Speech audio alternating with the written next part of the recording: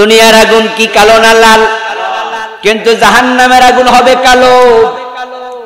ফাহিয়া সাউদাউম মুজলিমা, নিকশ কালো।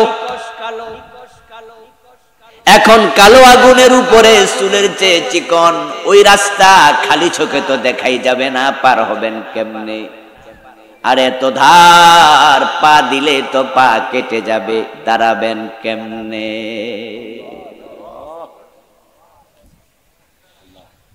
কোরআনে আল্লাহ বলছেন ওয়া ইম মিনকুম ইল্লা ওয়ারিদুহা ওয়া কানা আলা রাব্বিকা হাতমান মাকদিয়া।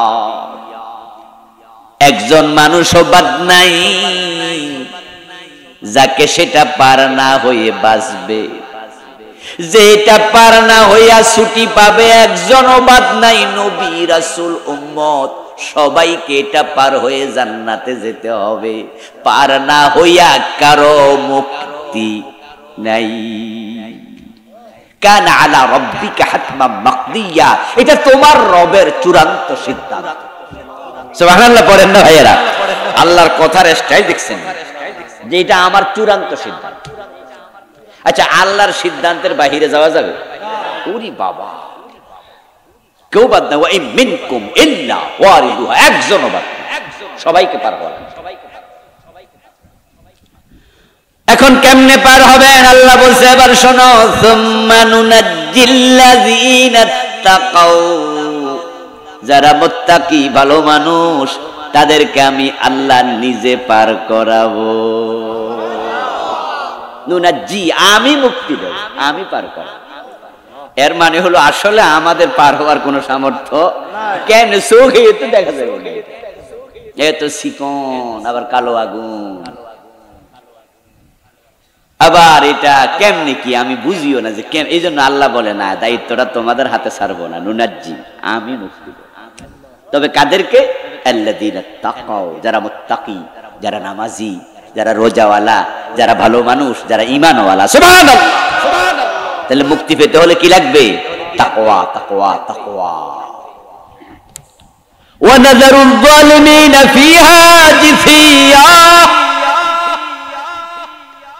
এবার আয়াতের শেষে বলতেছেন, যারা জালেম, যারা মুশরিক, যারা কাফের, যারা বেনামাজি, খারাপ মানুষ, তাদেরকে আমি সেটা পার হতে দেব না। তাদেরকে অধোমুখে পতিত করে নিচে জাহান্নাম আছে, জাহান্নামে ফেলে দেব। নাউযুবিল্লাহ। প্রিয় নবীজি সাল্লাল্লাহু আলাইহি ওয়াসাল্লাম বলছেন, আমার উম্মত যারা, তাদেরকে আমি সাথে নিয়ে যাব। রাসূলুল্লাহর সাথে থাকার কারণে অনেক কিছু সহজ হয়ে যাবে, অনেক কিছু সহজ হয়ে যাবে। বিয়ের দিন দুলার সাথে যারা যায় তাদেরকে কি বলে? বরযাত্রী। যদি সোনারগাঁ হোটেলেও বিয়ের আয়োজন হয় আর সেদিন বরযাত্রী যারা যায় তাদের সাথে সিএনজিওয়ালা, রিক্সাওয়ালাও যদি যায়, সেও কিন্তু সোনারগাঁ হোটেলে খাওয়ার সুযোগ পাইয়া যায়, যদিও তারে কেউ দাওয়াত দেয় নাই। আপনারা এলাকা থেকে যখন বিয়েতে যান, বাস টাস নিয়ে যান না, মাঝে মাঝে প্রাইভেট কার নিয়ে তো যান, সিএনজি, প্রাইভেট কার, হাইস গাড়ি নিয়ে যান। এই যে হাইস নিয়ে যান, আপনারা খাইতে গেলে ড্রাইভার কি গাড়ির বইয়া থানা হেরে লয়ে যান? আচ্ছা, ড্রাইভার সাহেব যে খাইতে গেছে, ভিআইপি হোটেলে ঢুকছে, আজকে একবারে বেল খুললা খাইতেছে, ব্যানারে দাওয়াত দিছে কেউ, কিন্তু আজকে কার বরকতে? দুলার। আজকে বর যাত্রী, বরের সাথে যাত্রী, ঠিক না? ঠিক না? আজকে সে ভিআইপি, আজকে সে ওয়ান ক্লাস খাবার খাবে। আচ্ছা, এবার বলুন তো, দুলারের রাইখা যদি সে 3 ঘন্টা পরে যায়, এটা ঢুকতে দিবনি? খাওয়া তো বহুত দূরের কথা। আমার দোস্ত, রাসূলুল্লাহর উম্মত হওয়া কত বড় সৌভাগ্য। সব নবী পিছনে, উম্মতে মুহাম্মাদি নবীর আগে পার হয়ে যায়। এখনো নবীরা ফুলসিরাতের গোড়া আসে নাই। রাসূলকে আমার উম্মত নিয়ে আমি অলরেডি পার হয়ে গেছি।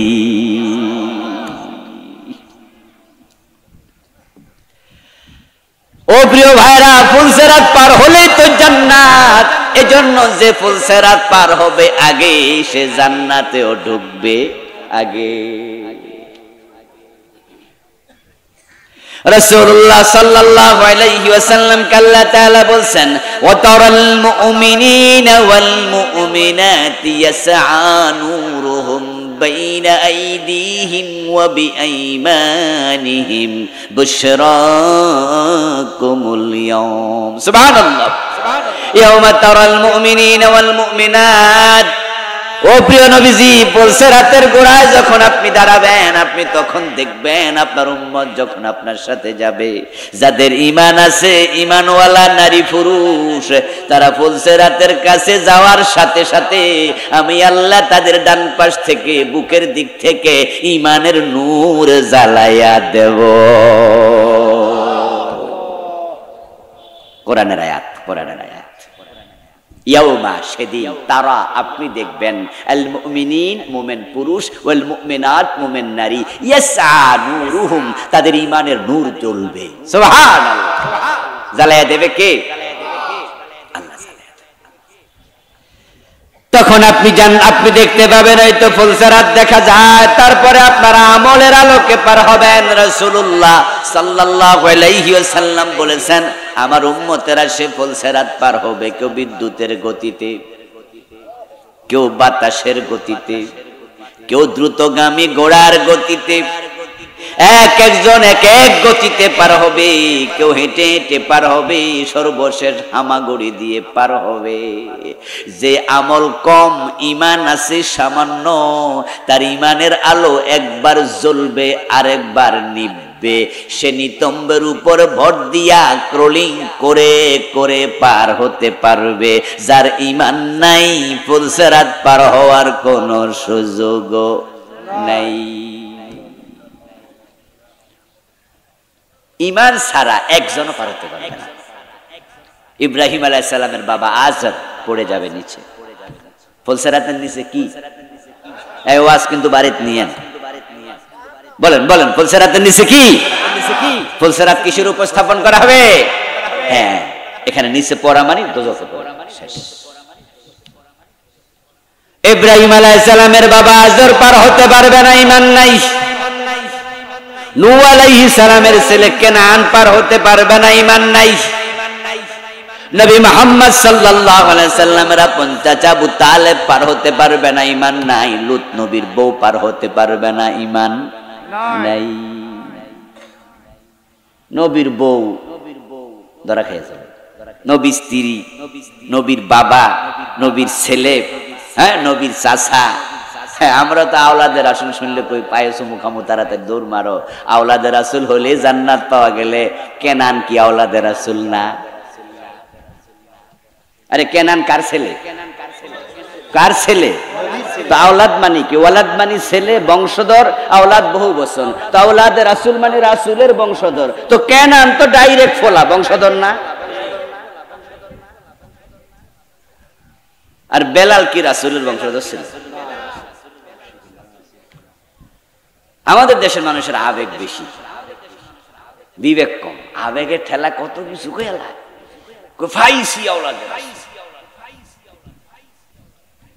পাকিস্তান থেকে আসে আওলাদের রাসূল নাম দিয়া বাংলাদেশে বেদাতের এত প্রচলন করছে। শুধু বেদাত না, পাকিস্তানের এক পীর আছে যে বাংলাদেশে শিরক ছড়াচ্ছে। ঈদে মিলাদুন নবী একটা আছে না বাংলাদেশে, এইটা এইবার আমদানি করছে বাংলাদেশ। এর আগে দেশে মানুষ জানতোই। আরো কত বেদাত। শাহেন শাহে সিরিপোর্ট করে জিন্দাবাদ, নাম আমি কইলাম না, ইশারা দিলাম। আমার বন্ধু আপনি বলবেন আওলাদের রাসূল, কাজ হবে আবু জাহেলের, কাজ হবে আবু লাহাবের। শিরক এবং বেদাত কখনো ইসলামের পক্ষের কাজ হতে পারে না। অদস্ত ঈমান যদি না থাকে তুমি আওলাদের রাসূল হইয়া কোনো লাভ নাই। আর ঈমান যদি থাকে হাফসার বেলাল নবী মুহাম্মাদের আগে আগে জান্নাতে ঢুকবে। নবী মুহাম্মদ বলে, বেলাল আমি মেরাজের রাতে জান্নাতে ঢুকেছি, আমার আগে আগে তোমার পায়ের শব্দ শুনেছি। নবীর আগে জান্নাতে যাবে মানে কি? মানে হলো রাসূলুল্লাহ যে বাহনে চড়ে জান্নাতে ঢুকবেন ওই বাহনের রশি বেলালের হাতে থাকবে, বেলাল সেটা টেনে টেনে জান্নাতে ঢুকবে। তাই বেলালের পায়ের আওয়াজ নবীর আগেই জান্নাতে রাসূল শুনেছেন। হযরত বেলাল রাদিয়াল্লাহু তাআলা আনহুর সাথে প্রিয় নবীর বংশের মিল নাই, চেহারার মিল নাই, গায়ের চামড়ারও আত্মীয়তার কোনো সম্পর্ক, কিন্তু বেলাল কত সম্মানী সাহাবী, কারণ তার ঈমান এবং আমল এক নাম্বার, ঠিক না? প্রথম সারির মুমিন বেলাল।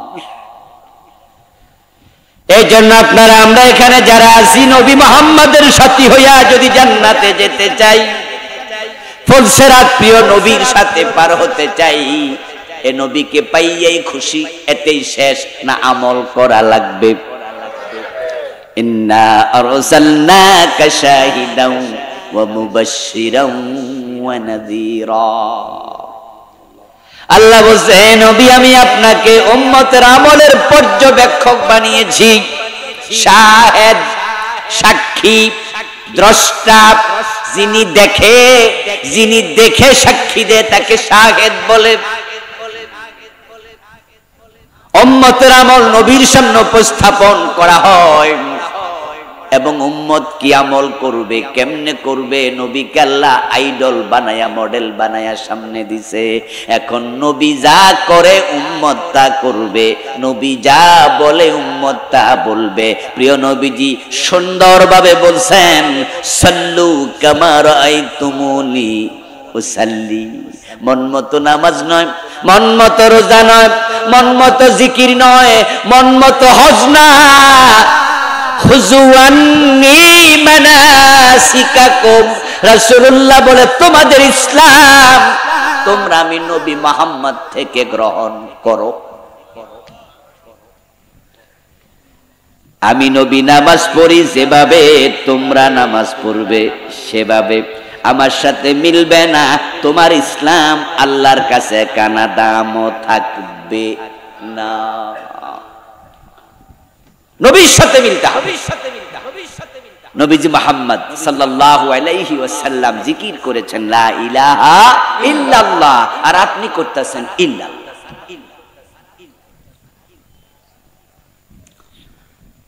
হুজুর আপনি কইতাছেন ইল্লাল্লাহর বিরুদ্ধে, অথচ আমার পীর সাহেব তো কইতা জায়েজ।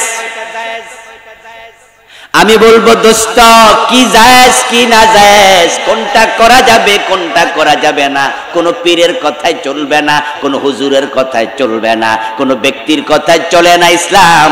ইসলাম চলবে আল্লাহ এবং তার নবীর কথা মতো।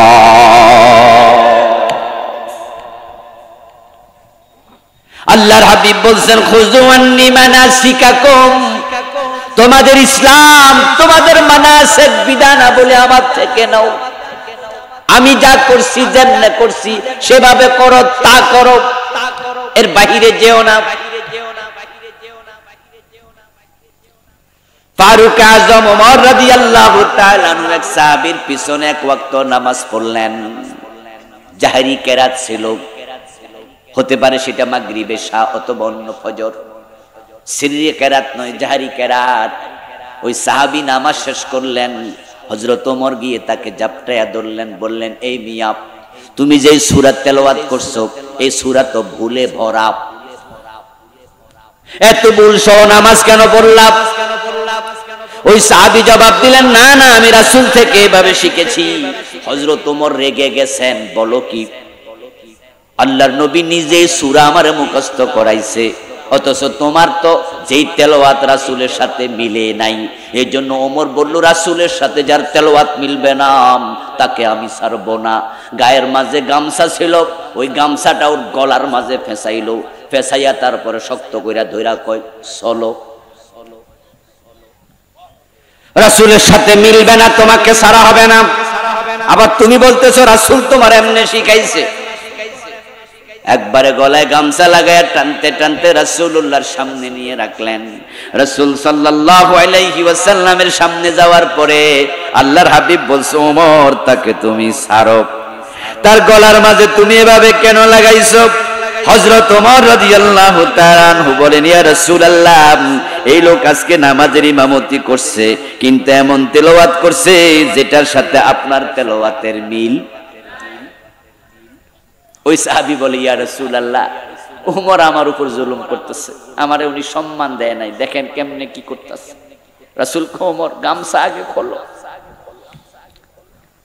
কি হয়েছে বাবা, তুমি পড়ো তো, পড়ো তো।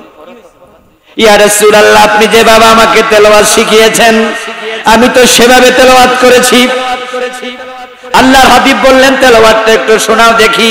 আমার উপরে কোরআন 7 ভাবে নাজিল হয়েছে।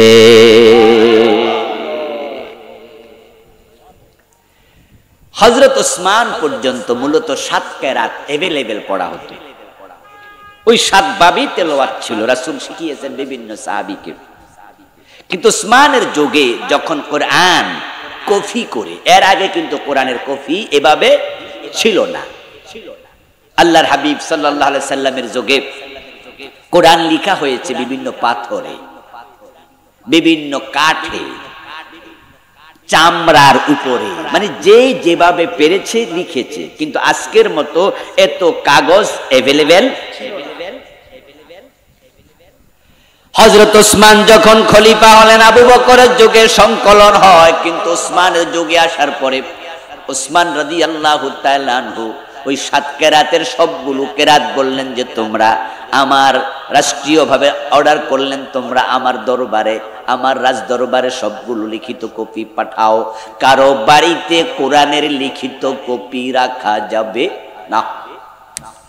যার বাড়িতে, যার কাছে কোরআনের লিখিত যত ফলক আছে, কাঠ আছে, পাথর আছে, কাগজ আছে, চামড়া আছে, যা আছে সব আমার দরবারে জমা দাও। তো সব জমা দেওয়া হলো। শুধুমাত্র কুরাইশদের ভাষা যেটা, ওই ভাষার কোরআনটা রেখে বাকি সবগুলোকে হযরত ওসমান শেষ করে দিলেন, ধ্বংস করে দিলেন। এখন তামাম পৃথিবীতে কোরআন কয় ভাষায়? এই জন্য এখন আর কোনো মিল নাই। তবে হ্যাঁ, 7 কেরাতের চর্চা এখনো পৃথিবীর বিভিন্ন দেশে আছে। যেমন মিশরে জামিয়া আল আজহারে কেরাতে 7 উপরে আলাদা ইনস্টিটিউশন আছে। আমার বন্ধু, আমার আলোচনার মূলটা কিন্তু এটা নয়। মূল কথা ছিল রাসূলের সাথে মিলা লাগবে। হযরত ওমর যখন দেখলেন ওর তেলাওয়াত রাসূলের সাথে মিলে নাই, গলার মাঝে গামছা লাগালেন কেন? ওমর এত কঠিন কেন হলেন? এর কারণ রাসূলের কথার বাহিরে, কাজের বাহিরে চলার কোনো অধিকার, বলার কোনো অধিকার উম্মতের নাই। আচ্ছা, আপনাদের এলাকায় কি ব্রিক ফিল্ড আছে? ইট বানায় যায়, আছেন? আচ্ছা, ব্রিক ফিল্ডে ইট বানানোর জন্য যদি 10 জন 20 জনকে দায়িত্ব দেয়া হয়, ধরেন ইটের মাটি আনা, ইটের বালি আনা, ইটের পানি মিক্স করা, মিক্সার তৈরি করা, খামির বানানোর জন্য 100 জন কর্মচারী কাজ করছে। আর এটা ফর্মার ভিতরে ঢুকাইয়া ঢুকাইয়া ইট বানাচ্ছে 10 জন, লাইন ধরে বানায়। শুনছেন, দেখছেন না কত সুন্দর করে বানায় বানায় রাখে। আচ্ছা, যখন ইট বানায় 10 জন কি 10 সাইজে বানায় না 1 সাইজে? মাশাআল্লাহ, উত্তর সুন্দর। বানাইলো 10 জনের সাইজ কয়টা? এর কারণ হলো মালিক যিনি আছে, ওই মালিক সবার হাতে একটা করে ফরমা দিয়ে দিছে এবং ওই 10 জনরে বলছে, তোমরা যখন বানাইবা নিজের মন মতো বানাইও না, ফরমার ভিতরে ঢুকাইয়া বানাইও।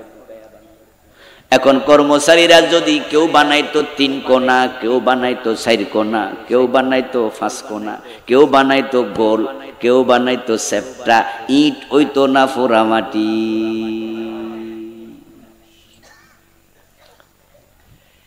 যদি 10 জনের 10 রকম বানায় আগুনের ভিতরে ঢুকাইয়া দিত, আর এগুলা আগুন দিয়া জ্বালাইতো, এগুলোর নাম ইট হতো না, এগুলো দিয়া বিল্ডিং বানানো যেত না, এগুলো পোড়ামাটি হতো।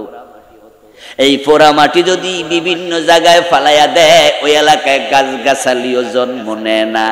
এ দিয়ে দেশের ক্ষতি হয়, পরিবেশ নষ্ট হয়। আর যখন ইট সাইজ মতো হয়, তা দিয়ে শহর নগর তৈরি হয়, ঠিক না? এখন রাসূলের ইসলাম আল্লাহ দিছে একরকম,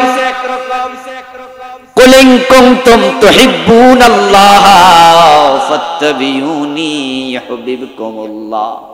ও প্রিয় নবীজি, আপনি বলুন, তোমরা যদি আল্লাহকে ভালোবাসতে চাও, আল্লাহর ভালোবাসা পেতে চাও, একটা কাজ করো, ফাত্তাবিউনি, আমি নবী মুহাম্মদকে অনুসরণ করো। এখন আপনাদের কাছে আমার কথা, আমার রাসূল ইল্লাল্লাহ জিকির জীবনে একদিন করছে এমন কোন হাদিস নাই। তা আপনি এটা কেন করেন? যদি আপনি আমার কথা শোনার পরে বলেন যে পীর সাহেব হুজুর কইছে, তাহলে আপনার কাছে রাসূলের দাম বেশি হলো না পীর সাহেবের? আর যে রাসূলের উপরে ফিরকে দাম দেয় তাকে মুমিন বলি কেমনে? খুব জটিল। হ্যাঁ, আপনার একটা কথা এখানে হতে পারে, সেটা হতে পারে, হুজুর আপনি বলছেন ইল্লাল্লাহ জিকির হাদিসে নাই, আমাদের পীর সাহেব হুজুর করাইছে, তাহলে অবশ্যই হাদিসে এটা আছে, না হয়তো তিনি করাইতো না। তাহলে আমি বলবো ধন্যবাদ ভাই আপনাকে, হাদিসে যদি থাকে তাহলে তো ঠিক আছে, হয়তো সেই হাদিসটা আমার জানা নেই। আপনি আর্গুমেন্ট করবেন হাদিস দিয়ে হাদিসকে, যে আপনি বলছেন হাদিসে নাই, কিন্তু আমার হুজুর যেহেতু করাইছে, অতটুকু বিশ্বাস হুজুরের উপর আমার আছে, উনি হাদিসের বাহিরে করাবে না, হাদিসে আছে, হয়তো সে হাদিস আপনার জানা নাই। আমি আপনার কপালে চুমু খেয়ে বলবো যে ভাইজান এটাই ঠিক, তা ওই হাদিসটা একটু আমার আপনি জানাই দেন। তা আপনি পীরের কাছে যান, যে পীর সাহেব হুজুরকে সাদা কাগজ দিয়া 5 টাকার একটা কলম দিয়া রাইখা দিয়ে আসবেন যে হুজুর আপনার সাথে তো কথা বেশি বলতে পারবো না, বেয়াদবি হবে, সাদা কাগজটা দিলাম, 5 টাকার কলম দিয়ে গেলাম, আবুল কালাম আজাদ বলে গেছে ইল্লাল্লাহ জিকির কোন হাদিসে রাসূল করেছেন প্রমাণ নাই, তা আপনি যেহেতু করাচ্ছেন কোন হাদিসে আছে, আপনার সময় সুযোগ মতো 1 সপ্তাহের ভিতরে লেখা দিলেই হবো, আমি আগামী শনিবারে। ও দোস্ত, অতটুকু সাহায্য যদি না করেন, হাদিসে নাই শোনার পরেও শুধু অমুক বলছে তমুক বলছে, এটা শুনে শুনে আমল করবেন, তাহলে বোঝা গেল কোরআন হাদিসের প্রতি আপনার কোনো দরদি নাই। হেদায়েতের উপরে যদি টিকে থাকতে চান, কোরআন হাদিস ভালো করে ধরেন। ওয়াদাইয়ান ইলাল্লাহি বিইযনিহি ওয়াসিরাজাম মুনীরা। এ দুনিয়ার সবগুলো মানুষ হিদায়াতের বাহিরে ছিল। আবু জাহেল, আবু লাহাব, উতবা, শায়বা, এই আলী, এই ওসমান, এই ওমর, ওরা সবাই হিদায়াতের বাহিরে ছিল, ওরা কেউ হিদায়াতের উপরে ছিল না। এই পথহারা মানুষগুলোর কাছে রাসূলুল্লাহ আসলেন, যেই যুগে আসলেন সেই যুগের নাম ছিল আইয়ামে, সবাই জাহেল, সেখানে ভালো মানুষের সংখ্যা খুব কম, খুব কম, খুব কম, নাই বললেই চলে, হাজারের মাঝে একজন। এই জাহেলদের কাছে আল্লাহ পাঠালেন, পথহারা মানুষের কাছে পাঠালেন। এবার বলুন তো, নবী মুহাম্মদকে আল্লাহ যে দায়ী বানায়া পাঠাইছে, দাইয়ান ইলাল্লাহ, আমি আপনাকে আল্লাহর পথের দায়ী বানাইছি, আমার নবী কি মন মতো দাওয়াত দিছে না আল্লাহর কোরআন মতো? কোরআন আসার আগে কি নবী দাবি করছে আমি নবী? মাশাআল্লাহ, বলেন দাবি করছে? কোরআন আসার আগে কোনোদিন বলে না আমি নবী। অথচ কোরআন আসার আগেও তো তিনি মক্কায় 40 বছর ছিলেন, একবার ছোট্ট থেকে এখানে বড় হয়েছে। এই 40 বছর কোনোদিন কইছে যে ইন্নী রাসূলুল্লাহ? কিন্তু যখন কোরআন এসে গেল, ওহী নাযিল হয়ে গেল, ইকরা বিসমি রাব্বিকাল্লাযী খালাক, আল্লাহর পক্ষ থেকে আসলো। আমার রাসূলকে জিবরিল 3 বার গারে হেরাতে বুকের সাথে জড়াইয়া ধরলেন। সোজা করুন, সোজা। আল্লাহর নবী নিজে তখনও বুঝতে পারেন নাই তিনি যে জিবরিল। ঘরে ফিরে গিয়ে মা খাদিজা রাদিয়াল্লাহু তাআলা আনহা, আমাদের মা রাসূলুল্লাহর স্ত্রী, উনাকে বলেন খাদিজা, খাশিতু আলা নাফসি, আমি আবার নিজের জীবনের ব্যাপারে আশঙ্কা করি। হযরত খাদিজা বলে কেন, কি হইছে? বলে আমারে কেডা জানি হেরা গুহার ভিতরে 3 বার বুকের সাথে জোরে চাপ মারছে। হাত্তা বালাগা মিন্নিল জুহুদু, সহিহ বুখারীর riwayat, রাসূল বলে হাত্তা বালাগা মিন্নিল জুহুদু, মনে হলো কষ্টের শেষ সীমা আমি পৌঁছে গেছি, এমন জোরে চাপ মারছে আমার জীবন বায়ু বের হওয়ার উপক্রম হয়ে গেছে। একবার না, দুইবার না, মোট কয়বার? তো মা খাদিজা বলতেছে চাপ দিল বুঝলাম, সর্বশেষ কি হয়েছে? সর্বশেষ হইল সে 5টা আয়াত পড়ে আমার কাছ থেকে চলে গেছে। মা খাদিজাকে রাসূলুল্লাহ তেলাওয়াত করে শোনান, ইকরা বিসমি রাব্বিকাল্লাযী খালাক, খালাকাল ইনসানা মিন আলাক, 5 আয়াত আল্লামা বিল কালাম। আল্লাহর হাবিব সাল্লাল্লাহু আলাইহি ওয়াসাল্লাম 5টি আয়াত তেলাওয়াত করে খাদিজাকে শোনালেন। খাদিজাও বুঝলো না এগুলা কি, রাসূলও বোঝেন নাই আসলে এগুলা কি।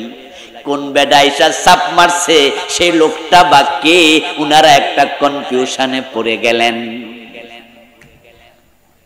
এবার মা খাদিজা বলতেছে হুজুর আপনি ভয় পায়েন না, ওয়াল্লাহি কাল্লা ওয়াল্লাহি মা ইউখজিকাল্লাহু আবাদা ইন্নাকা লাতাসিলুর রাহম ওয়া তাহমিলুল কাল্লা ওয়া তাকসিবুল মা'দুম ওয়া তুঈনু আলা নওয়াইবিল হাক্কি। প্রিয় নবীকে মা খাদিজা এমন চমৎকার ভাবে কিছু শব্দ দিয়ে সান্ত্বনা দিলেন, আল্লাহর হাবিবের মনের ভয় দূর হয়ে গেল। চিৎকার দিয়ে বলেন সুবহানাল্লাহ। এর আগে তিনি কম্বল দিয়ে বলছে জড়ায়া ধরো, কম্বল দিয়ে জড়ায়া ধরো। মা খাদিজা জড়ায়া ধরছে, রাসূল কাঁপতেছিলেন ভয়ে। এই কথাগুলো শুনে রাসূলের অন্তর থেকে ভয় দূর হয়ে গেল। আপনাকে আল্লাহ বেজ্জতি করতে পারেন না, আপনার যে চারিত্রিক বৈশিষ্ট্য ইয়া রাসূলুল্লাহ, এমন লোককে আল্লাহ বেজ্জতি করবে না। এটা ক্ষতির কোনো কারণ নাই, এটা জিন ভূত নয়। আল্লাহর হাবিব বলে খাদিজা তাহলে এটা কি? খাদিজা রাদিয়াল্লাহু তাআলা আনহা বলছেন হুজুর তবে এটা কি সেটা তো আমি জানি না, আমার তো তেমন কিতাবের উপরে এলেম নাই, তবে আসমানি কিতাবের উপর এলেম আছে একজন লোক, তাকে আমি চিনি, আমার আত্মীয়, আমার চাচাতো ভাই ওয়ারাকা বিন নাউফাল। আল্লাহর হাবিব ওয়ারাকাকে চিনেন, চলে গেলেন খাদিজাকে সাথে নিয়ে। হযরত ওয়ারাকা বিন নাউফাল তিনি তাওরাতের ইনজিলের অনেক বড় পণ্ডিত আলেম ছিলেন। তখন তিনি বয়োবৃদ্ধ, চোখের আলো নাই, বুড়া হয়ে গেছেন, চোখে দেখেন না। পুরা হিস্ট্রি শুনে ওয়ারাকার সাথে সাথে বললেন হাযান নামুস আল্লাযী নাযালাল্লাহু ইলা মূসা, ও মুহাম্মদ ইবনে আব্দুল্লাহ ভয় পেও না, এ তো জিবরিল আমিন, আল্লাহ যারে মূসা নবীর কাছে পাঠাইছে। তুমি তো নবী, তুমি তো শেষ নবী। আমি তাওরাতে পড়েছি, ইনজিলে পড়েছি, জিবরিল আমিন ওহী নিয়ে আরেকবার পৃথিবীতে আসবে, এক ব্যক্তির কাছে আসবে, এরপরে আর আসবে না। আমি আজকে বুঝেছি তুমি সেই ব্যক্তি। সুবহানাল্লাহ। আমরা সৌভাগ্যবান উম্মত, এরপরে আর কোন নবী নাই, আমরা শেষ নবী পেয়েছি, শেষ উম্মত হয়েছি। আল্লাহর হাবিব সাল্লাল্লাহু আলাইহি ওয়াসাল্লাম আল্লাহ কোরআন দিয়ে পাঠালেন, তিনি এবার দাবি করছেন আমি নবী। এবার এই দাবিটার জন্য তিনি মানুষের কাছে গেলেন দাবি আদায় করতে। আমার দাবির সাথে কে কে একমত? আমি নবী মুহাম্মদ কোরআন নিয়ে এসেছি, আবু বকরকে আমি কোরআন মানতে রাজি, ওমরকে আমিও রাজি, ওসমান বলে আমি রাজি, আলী বলে আমি রাজি। এইভাবে 1.25 লক্ষ সাহাবী রাজি হয়ে গেল। নবী মুহাম্মাদের আনিত কোরআনও মানে, হাদিসও মানে, সবাই নবীর সাথে আউয়ালে দুখুল ফিল জান্নাহ হবে, প্রথম কাতারে জান্নাতি হবে। এখন আমরাও যদি নবীর সাথে জান্নাতে যেতে চাই, রাসূলের রেখে যাওয়া কোরআন এবং হাদিস মেনে নেয়া সর্বান্তঃকরণে দরকার আছে না না?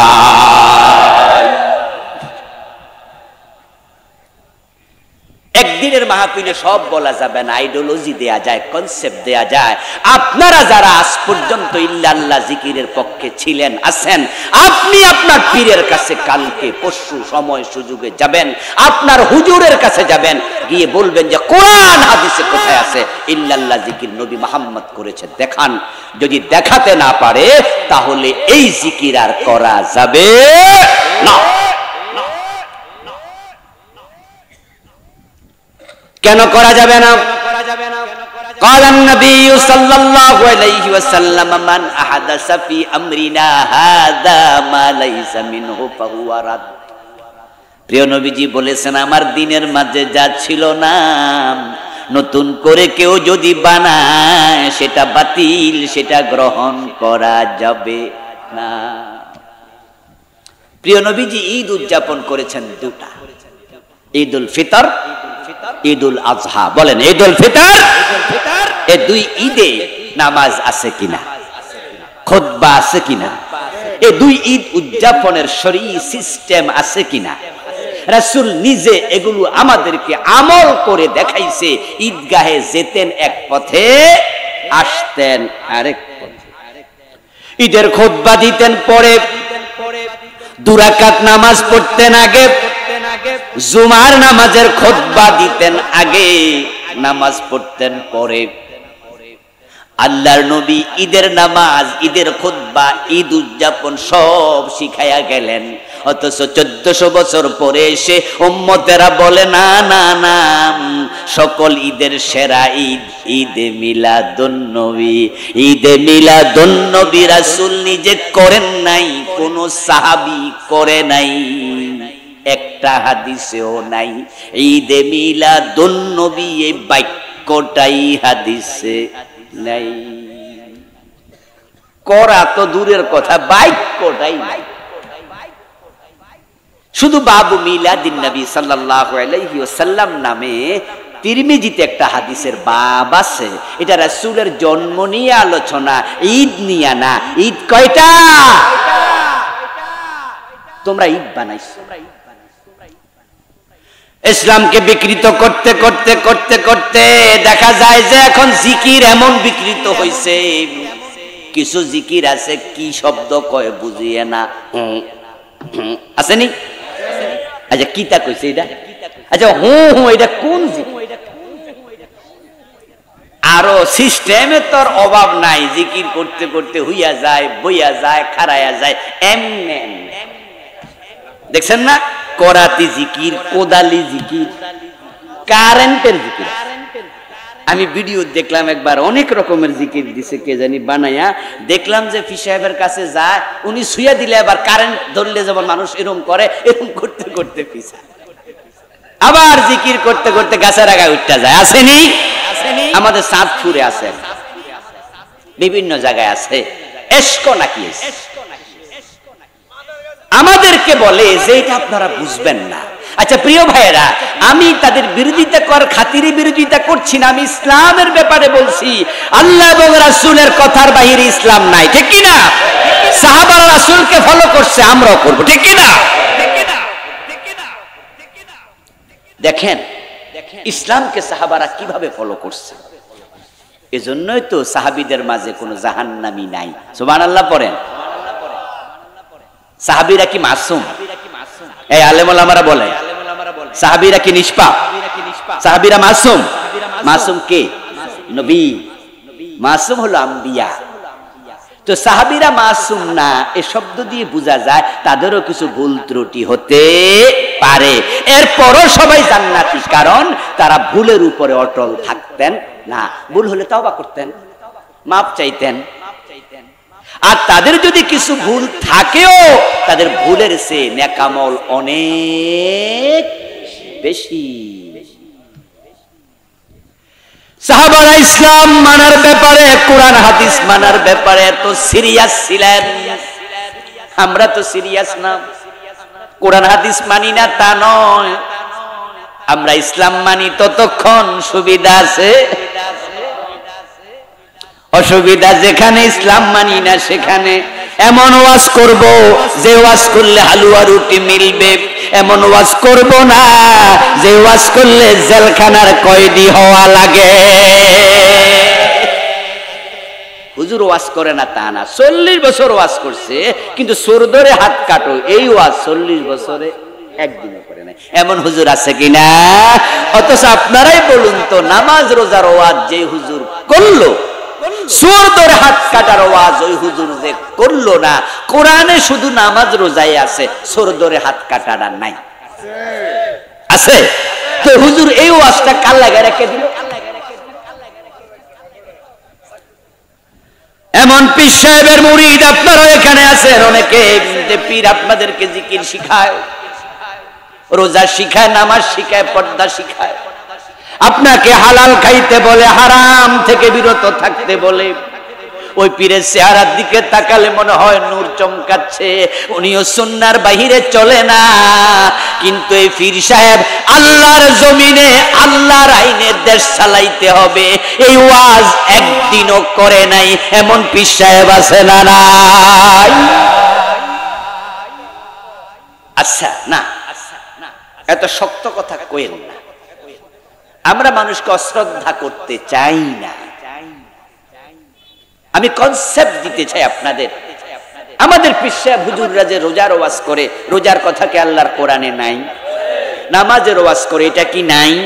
তাবলীগের ভাইয়েরা যে নামাজের জন্য এত কষ্ট করে, নামাজের কথা কি নাই? উনি যা করছেন সব ঠিক আছে, কিন্তু আমার প্রশ্ন, ওই কোরআনে আলা লাহুল খালকু ওয়াল আমরু, সাবধান, সৃষ্টি যার, আইন চলবে শুধু তার, এটাও আছে না নাই? তো হুজুর যে ওইটা বাদ রাখলেন, আমার প্রশ্ন, এ ফির ওইটা রাখলো কাল্লে?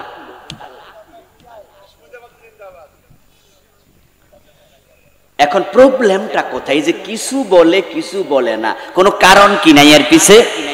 কথা বলেন না, কারণ আছে কিনা? কারণ কিন্তু আছে। কারণ হলো হুজুর বড় চালাক। হুজুর চিন্তা করে দেখছে, আল্লাহর আইনের কথা বলা সাইদি সাহেব দর্শনের মামলা খাইছে। আচ্ছা, সাইদি সাহেব কি আসলে দর্শনকারী? ওই বক্তা, ওই ফির, ওই খতিব চিন্তা করছে যে শুধু আল্লাহর আইন, আল্লাহর আইন, এটা কোয়াতে সাইদি সাহেব যুদ্ধ করা দিয়েছে, ঠিক না? উনি কি আসলে মানুষ খুনকারী? আচ্ছা, আপনাদের কাছে মনে হয় লোক মানুষ খুন করতে পারে, কিন্তু মামলা তো ঠিকই খাই। এবার বলুন তো, আল্লামা সাইদি রাহিমাহুল্লাহ যদি আল্লাহর আইনের ব্যাপারে এত সিরিয়াস কথা না বলতেন, তাহলে শেখ হাসিনা ওরা জেলে দিত? মোটেও দিত। হুজুর পীর সাহেব চিন্তা করে দেখছে, যদি আমি মদের বিরুদ্ধে কথা বলি, মদ খাইলে 80 বেত লাগাও, তাহলে এলাকায় যারা মদ খায়, মদের ব্যবসা করে, তারা আমার বিরুদ্ধে খেপে যাবে। যদি আমি বলি চোর ধরে হাত কাটার আইন লাগবে, তাহলে কত নেতা চোর আছে, বরং বাংলাদেশে নেতারাই সবচেয়ে বড় চোর। ভালো নেতা আছে সংখ্যায় বড়ই। যারা ডাব চুরি করে, নারকেল চুরি করে, মসজিদে জুতা চুরি করে, তারা দেশের কয় হাজার কোটি টাকা লস করছে। 30 বছর জুতা চুরি করেও 10 লাখ টাকা জমাতে পারবে না। নারকেল চুরি, ডাব চুরি করে, ছাগল চুরি, গরু চুরি করে 100 বছর 1 কোটি টাকা জমাতে পারবে না। কিন্তু আমাদের নেতারা এক খোঁচায় কলমে 1000 কোটি টাকা চুরি করে। অধিকাংশ নেতা অসৎ। এই অসৎ নেতার কারণেই তো বাংলাদেশটা 53 বছরও ধনী দেশ হতে পারেনি, বরং বর্তমানে অবস্থা তো এত খারাপ, ব্যাংকে গেলে একসাথে 10 লাখ টাকা এখন দিতে পারে না, এমন ব্যাংক অনেক। বরং 11টা ব্যাংক বন্ধ হওয়ার ঝুঁকিতে আছে। আচ্ছা, আমরা যারা সাধারণ গ্রাহক আছি, আমরা আমাদের 5 টাকা পাইয়া পরে 1000 টাকা আমরা ব্যাংকে নিয়ে রাখি, যে আমরা মনে করি বাড়িতে চুরি হইতে পারে, ডাকাতি হইতে পারে, হারায় টারায় যেতে পারে, বাড়িতে থাকলে রিস্ক আছে, তাই ব্যাংকে রাখলে আমি জমাই 10-20 বছর পরে আমি তুলবো, আমার এটা কাজে লাগবে। এখন ব্যাংকওয়ালারা আমরা টাকা লইয়া সব বিদেশ চলে গেছে, সিঙ্গাপুরে চলে গেছে। এই যে এসালাম গ্রুপ, জানেননি আপনারা? ইসলামী ব্যাংকের হাজার হাজার কোটি টাকা নিয়ে, শুধু ইসলামী ব্যাংক না, আরাফা ব্যাংকের, এক্সিম ব্যাংকের, সোশ্যাল ব্যাংকে, গ্লোবাল ব্যাংকে আব্দুল্লাহ মোহাম্মদ তাহের, ডক্টর আব্দুল্লাহ মোহাম্মদ তাহের 14 গ্রামের সাবেক এমপি, জামাত ইসলামীর নায়েবে আমির, নাম শুনছেন তো? গতকালকেও আমি ওনার সাথে মাহফিল করছি, উনাদের 14 গ্রাম, আমারও বাড়ি, উনারও বাড়ি। উনার বক্তৃতা উনি বললেন যে ব্যাংকের একজন বড়, এক ব্যাংকের এমডি, চেয়ারম্যান আর এমডি দুজনে তো বড় অফিসার নাকি, ব্যাংকের সেরা অফিসার, বলতেছেন যে স্যার এই যে আলমেরা তারা এই দেশের হাজার হাজার কোটি টাকা ব্যাংকে মানুষ জমাইছে আর ওরা শুধু ব্যাগে ঢুকেছে।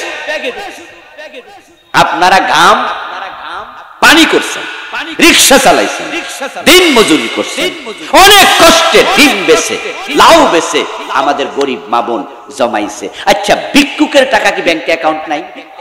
2-4 জন ভিক্ষুক আছে না, যে যারাও তো 50,000 টাকা মাইয়া বিয়াদের জন্য জমাইছে।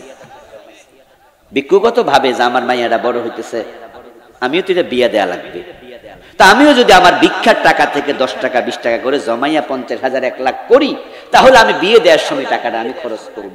এ সালামরা কি করলো? ভিক্ষুকের টাকা লইয়া খেয়ানত কাকে বলে? ওই নেতা অফিসার বলতেছে, স্যার এত হাজার কোটি টাকা উনারা যে সিঙ্গাপুর নিয়ে গেল, মালয়েশিয়া নিয়ে গেল, আপনি কি ভাবছেন নেত্রী জানে না? কয় আফা জানে না এটা। আচ্ছা, আফা না জানলে, অর্থমন্ত্রী না জানলে বেড়া নিল কেন? এই জন্য সে অফিসার বলছে অর্ধেক আফারে দিছে, অর্ধেক এসকালমে নিছে। আমাদের তাহের ভাই বললেন, আমি আশ্চর্য হলাম, দেশের যিনি অভিভাবক তিনি প্রজার টাকা চুরি করে কেমনে? আল্লাহর গজব এমনে আসে নাই, এই মানুষের চোখের পানি বদদোয়া গজব হিসাবে নাজিল হয়েছে।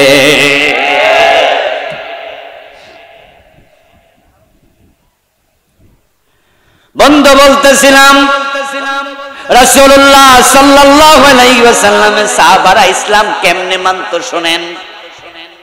হযরত ওমর যখন ক্ষমতায়, একদিন তিনি মসজিদে নববীতে খুতবা দিচ্ছেন। ওমর কি মসজিদের মুসল্লি ছিল না ইমাম ছিল? রাষ্ট্রের প্রজা ছিল না রাজা ছিল? এখন আমাদের নেতারা কেউ ইমাম হয় না, ইমামরা কেউ নেতা হয় না, ঠিক কি না? আমরা এটা আলাদা করে ফেলছি। আমরা সিদ্ধান্ত নিছি কোন হুজুর নেতা হইব না, আর কোন নেতা হুজুর হইব। দিস ইজ আওয়ার ইসলাম। আর ওমরের দিকে তাকান, দিস ইজ অরিজিনাল ইসলাম।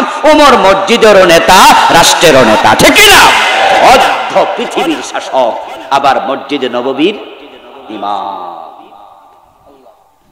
আরে আমাদের বাইতুল মোকাররমের খতিব যিনি, উনি যে ডক্টর ইউনুস হতো, আব্দুল মালেক সাহেব না হইয়া যদি ডক্টর ইউনুস হতো, এর আগে যিনি প্রেসিডেন্ট ছিলেন আমাদের সুপ্পু না খুপ্পু, কি নাম? শাহাবুদ্দিন চুপ, এর আগে আব্দুল হামিদ। আচ্ছা ভাবেন তো, যদি আমাদের প্রধানমন্ত্রী পুরুষ মানুষ হতো আর মসজিদ বাইতুল মোকাররমে তিনি খতিব হতেন, জুমার দিন তার 30 মিনিটের বক্তৃতা, যেই কথাগুলো বলতেন এক একটা আইনের মতো হয়ে যেত। ঢাকা শহরে যানজট, এত যানজট, মাঝে মাঝে এমন হয় যে গুলিস্তান থেকে বাইতুল মোকাররম আসতে 1 ঘন্টা শেষ, অথচ যদি রাস্তায় গাড়ি চলতো মাত্র 2 মিনিটের রাস্তা, 2 মিনিট। কারণ 2 কিলো থেকে 2.5 কিলো রাস্তা, 2 মিনিট আসতে 1 ঘন্টা শেষ। প্রাইভেট কার দাঁড়ায় আছে, ড্রাইভারও ঘুমাইতেছে। বাইতুল মোকাররমের খতিব নিজে আসতে লেট, যানজটে পড়েছে, কোন রকম কষ্টে আইসা হাঁপাইতে হাঁপাইতে ওযু কইরা মিম্বারে উঠছে। ওইটা উনি রাগের ঠেলায় কইল, এই ট্রাফিক পুলিশ তোমরা কোথায়? রাস্তায় যদি তোমরা থাকতা তাহলে এত যানজট হতো না।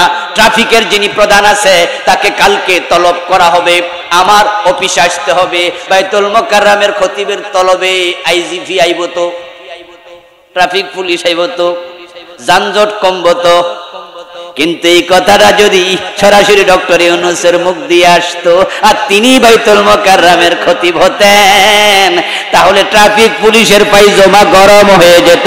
একটা বক্তৃতা আগামী 1 মাস ঢাকা শহরে যানজট হতো না। উনি বলতে পারতেন যে যানজট যদি আর দেখি অফিসার বরখাস্ত করা হয়, উনার কথাই আইন। এই জন্য ইসলাম রাষ্ট্রপ্রধানকে বানিয়েছে বড় মসজিদের ইমাম। রাসূল নিজে ইমাম ছিলেন, মদিনার প্রেসিডেন্ট। কবি নজরুল বলেছেন, ওমরের ব্যাপারে অর্ধ পৃথিবী করেছো শাসন, ধুলার তখ্তে বসে খেজুর পাতার প্রাসাদ তোমার বারে বারে গেছে খসে। ওমর প্রেসিডেন্ট জুমার দিন খুতবা দিচ্ছিলেন। খুতবা চলাকালে হযরত ওমর বললেন, এই শোনো লোকেরা, আমার কাছে একটি মেসেজ এসেছে, মেয়ের বাবারা নাকি তারা মোহর নিয়ে বাড়াবাড়ি করছে, যে এত টাকা না দিলে মেয়ে বিয়ে দেব না। এখন রিকশাওয়ালা 5 লাখ টাকা মোহর চায় মাইয়ার। বাংলাদেশে এরকম শুরু হয়েছে। আর মেয়ে যদি প্রাইমারি স্কুলে শিক্ষিকা হইতে পারে তাহলে তো খবর আছে। বলে, এটা হলো আমার মাইয়া না, এটা সোনার ডিম পাড়া হাঁস। আমার মেয়ে বিয়ে করে নিবা, প্রতি মাসে মাসে 30,000 টাকা 20,000 টাকা বেতন খাইবা, বিয়ে দেব এই মেয়েটাকে 10 লাখের নিচে কিসের মোহর? ওমর বললেন যে মেয়ের বাবারা মোহর নিয়ে বাড়াবাড়ি করছে, আমি জানি, আমি সিদ্ধান্ত নিচ্ছি অল্প কিছুদিনের ভিতরে আমি রাষ্ট্রীয় সার্কুলার জারি করে দেব, এত টাকার বেশি যেন মোহর কেউ নিতে না পারে। ওমর কি শুধু ইমাম না প্রেসিডেন্ট? কথা বলেন, ইমাম না প্রেসিডেন্ট? হ্যাঁ, আপনাদের এলাকায় যদি বড় মসজিদের খতিব সাহেব বলে, আগামী ইউনিয়ন নির্বাচনে এই ইউনিয়নে আমি প্রার্থী হব, এই মুসল্লিরা, আপনারা তো আমার মসজিদে 3000 5000 মুসল্লি আসেন, আপনারা আমার পক্ষে কাজ করলেই তো আমি চেয়ারম্যান হব, ঠেকায় কে? আমার পক্ষে কে কে আছেন? দেখবেন যে যারা হালকা পাতলা মুসল্লি, এলাকায় ছোটখাটো লোক, হেরা বলবো হুজুর আসি, আর যারা নিজেরা নেতা টাইপের, হেরা মাথা নিচু করবে আর বলবে হুজুর তোমার চাকরি খাইছি। ঠিক কিনা? ঠিক কিনা? হুজুর আবার যে চেয়ারম্যান ওর শখ হয়েছে রে। আমার বন্ধু দেখেন, হযরত ওমর প্রেসিডেন্ট, ওমর আবার নেতা, এটা আপনি জানলেন, কিন্তু আপনার মসজিদের ইমাম এলাকার নেতা হোক, এটা আপনার পছন্দ হয় না। বরং কিছু ভালো মুসল্লি আছে যারা নামাজের পরে হুজুরের হুজরায় যাবে, গিয়ে হুজুরের সাথে বসে বলবে, হুজুর আপনারে কত ভালোবাসি, এই মসজিদে আপনি যখন থেকে ইমাম খতিব তখন থেকে মসজিদ সারা জুমা পড়ি না, কিন্তু আজকে আপনি কি বেজাল লাগাইলেন, আপনি মসজিদে বললেন যে ইউনিয়নের চেয়ারম্যান হবেন, এইটা আপনার জন্য মানায় না। যারা চেয়ারম্যান হয় মেম্বার, ওরা তো বাটফার, এগুলো তো সিটার হইব, বাটফার হইব, ওই গম সরে হইব। হুজুর আপনার মতো একজন ভালো মানুষ চেয়ারম্যান, হুজুর এটা হয় না, হুজুর আপনি দয়া করে একটু থামেন। আশ্চর্য মুসলমান, যদি তুমি এই ভালো মানুষকে চেয়ারম্যান বানাতা তাহলে গম চুরি হতো না, ঠিক না? তোর এলাকায় ঘুষ খাইয়া বিচার উল্টানো হতো না, ন্যায় বিচার সমাজে কায়েম হতো। ভালো লোকদেরকে চেয়ারম্যান, মেম্বার, এমপি বানানো দরকার আছে না? না। হযরত ওমর তো প্রেসিডেন্ট, উনি যে বললেন আমি সার্কুলার জারি করব, পিছন থেকে একজন মহিলা মুসল্লি দাঁড়ায় গেল। কি মুসল্লি? কথা বলেন, কি মুসল্লি? তাহলে মসজিদে ওমরের যুগে মহিলা মুসল্লিও, কিন্তু আমাদের ইসলামে এটা আবার জায়েজ নাই। ওমরের ইসলামে এটা ছিল যে মসজিদে জুমার দিন পুরুষও আসবে, বাচ্চারাও আসবে, মহিলারাও আসবে। রাসূলের ইসলামে ছিল, রাসূলুল্লাহ সাল্লাল্লাহু আলাইহি সাল্লাম বলেছেন, পুরুষরা সামনের কাতারে দাঁড়িয়ে যাইবা, বাচ্চাদেরকে মাঝের কাতারে দিবা, মহিলারা পিছনের কাতারে থাকবা। এখনো মদিনার মসজিদে মহিলাদের আলাদা জায়গা আছে কি না? এই যারা গেছেন তারা শুধু জবাব দেবেন। আছে, আছে। তো রাসূলের ইসলামেও ছিল, ওমরের ইসলামেও ছিল, মদিনার ইসলামে এখনো আছে, শুধু বাংলাদেশে এটা নাজায়েজ। এই দেশের হুজুররা ফতোয়া দিছে মহিলা মসজিদে আসিতেই পারিবে না। সমস্যা কি? পর্দা। তাহলে রাসূলের যুগে মহিলারা পর্দা বুঝতো না, ওমরের যুগও বুঝতো না, এখনকারও মক্কা মদিনায় বোঝে না। আমাদের হুজুররা যখন আবার মক্কায় যায়, ঠিকই বেটা বউ লইয়া কাবা শরীফে হাজির হয়, বউ তো লাড়ি লইয়া খাড়াই থাকবো, তুমি প্রতি রাকাতে 1 লাখের সওয়াব নিবা, আমারে হোটেলে রাইখা যাইবা, সিটকানি মাইরা রাখমু।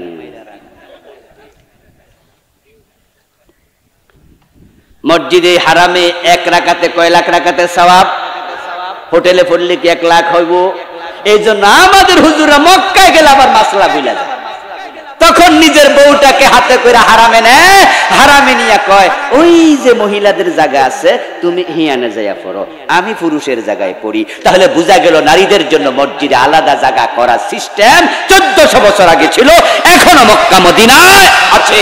আমি মিশর, কাতার, দুবাই, আলহামদুলিল্লাহ আরো কত দেশে আল্লাহ আমাকে নিয়েছে, আমি দেখেছি একটা মসজিদ আরব বিশ্বে পাবেন না যেখানে নারীদের জন্য একটু জায়গা রাখা হয় না। Not a single মস্ক।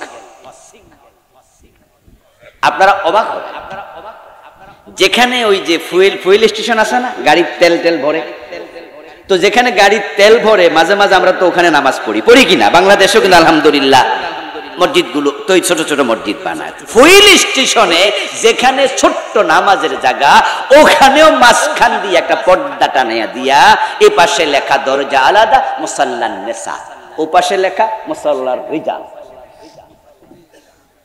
ওই একজন হুজুর পিছন থেকে জিজি করছে, মানে উনি দেখছে। আপনারা যারা দেখছেন আপনারাও বলবেন, আর এই 2 ছোট্ট সাক্ষী, আমি তো দেখেছি আরব বিশ্বের প্রায় সব দেশ, যতগুলাতে আমি গিয়েছি। আচ্ছা, আমার বউ যদি নিয়ে আমি বের হই কোনো প্রয়োজনে, সফরে, ডাক্তারের কাছে, নিজের আত্মীয়ের বাড়িতে, পথে যদি নামাজের টাইম হয়, আমার উপর নামাজ ফরজ, আমার বউর উপর আপাতত নফল, ঠিক না? কি ফরজ? তখন আমার নামাজের জায়গা আছে, উনারটা কই? হাসপাতালে গিয়ে দেখবেন পুরুষের মসজিদ আছে, মহিলার নাই। ফুয়েলিং স্টেশনে দেখবেন পুরুষের আছে, মহিলার নাই। যখন লঞ্চে করে যাই আমরা, নৌকায় করে যাই, তখন পুরুষের জন্য লঞ্চের মাঝে জায়গা আছে, মহিলার নাই।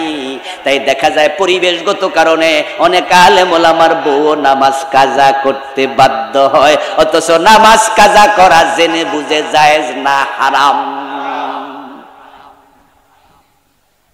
এই জন্য আমাদের কথা হবে, হ্যাঁ মসজিদে মহিলাদের জন্য জায়গা থাকবে, তবে পর্দার ব্যবস্থাও করিতে হইবে। এবার আমরা বলবো না মেয়েদেরকে মসজিদে যাও, মসজিদে যাও, মসজিদে যাও, আমরা এটা বলবো না, কারণ হাদিসে আছে মহিলাদের নামাজ মসজিদের চেয়ে ঘরে উত্তম, ঘরের চেয়ে কুঠরিতে উত্তম। কিন্তু প্রয়োজন যদি হয় তাহলে যেন নামাজ কাজা করা না লাগে। এটা হলো একটা। আরেকটা হলো জুমার দিনটা তো স্পেশাল ডে, জুমা বিশেষ দিন। জুমার দিনে আপনাদের এলাকায় বড় মসজিদের খতিব সাহেব উনি যে 30 মিনিট 40 মিনিট বয়ান করে, যদি মসজিদে একটা ফ্লোর মেয়েদের জন্য ছেড়ে দিয়ে আলাদা দরজা বানায়া দিতেন, অথবা মসজিদে আলাদা করে ব্যবস্থা করতেন, আলাদা দরজায় মহিলা ঢুকবে বের হবে, আমাদের মা বোনদেরকে জুমার দিন মসজিদে নেওয়া হতো এবং হুজুরদের ওয়াজ শোনানো হতো, তাদের মন পুরুষের চেয়ে নরম। আলেম ওলামাদের ওয়াজ যদি মহিলারাই দেশে শুনতো, শোনানোর ব্যবস্থা থাকতো, শুধু জুমার ওয়াজের কারণে জি বাংলা স্টার জলসা ঘরে ঘরে বন্ধ হয়ে যেত।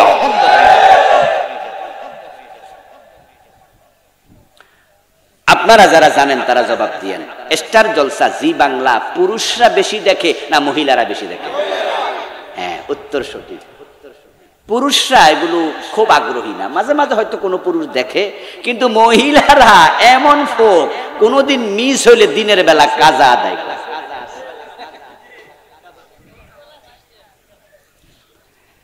আচ্ছা, এই যে ভারতে যে সিনেমা বা নাটক স্টার জলসা জি বাংলায়, ওখানে যে বিভিন্ন রকমের পোশাক পইরা ও দেশের নায়িকারা অভিনয় করে, এই পোশাক পইরা অভিনয় করার কারণে মার্কেটে ওই নামে পোশাক চালু হয়েছে, আছে না?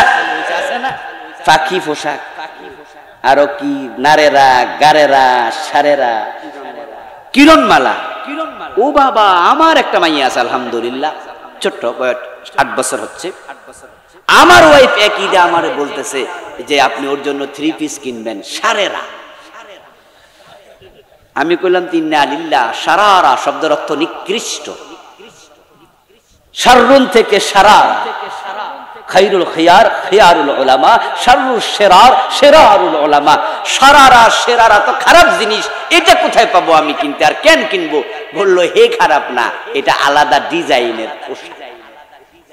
আমি আবার শান নজরুল জানতে চাইলাম যে এইটা নাজিল হওয়ার কারণ কি, যে এইটা আসলো কোত্থেকে। পরে আবার বলল যে এটা জি বাংলা স্টার জলসা থেকে নাজিল হয়েছে। আচ্ছা, এবার বলুন তো, ওখানে কি পুরুষরা অভিনয় করে না?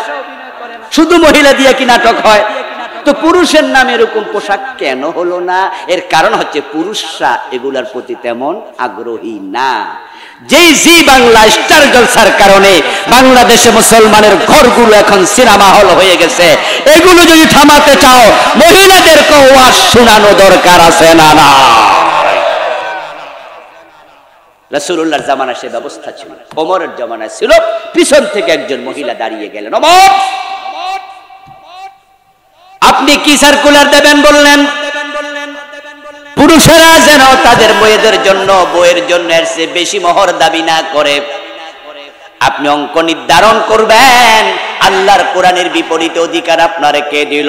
সূরা নিসার একটি আয়াত মহিলা তেলাওয়াত করলো, যেখানে আল্লাহ তাআলা বলেছেন আতাইতুম ইহদাহুন্না কিনতারা ফালা তাখুযু মিনহু শাইআ। তোমরা পুরুষেরা যদি তোমাদের বউদেরকে কেনতার পরিমাণ মোহর দাও, তালাক দিলে আর ফিরাইয়া নিও না। তাহলে এখানে মোহরের সীমানা আল্লাহ বলছে কেনতার। কেনতার শব্দের অর্থ অগণিত, অসংখ্য টাকা। তাহলে আপনি এটা সীমা দেবেন এই আয়াতের বিপরীতে। আগে বলেন এই অধিকার আপনারে দিল কে?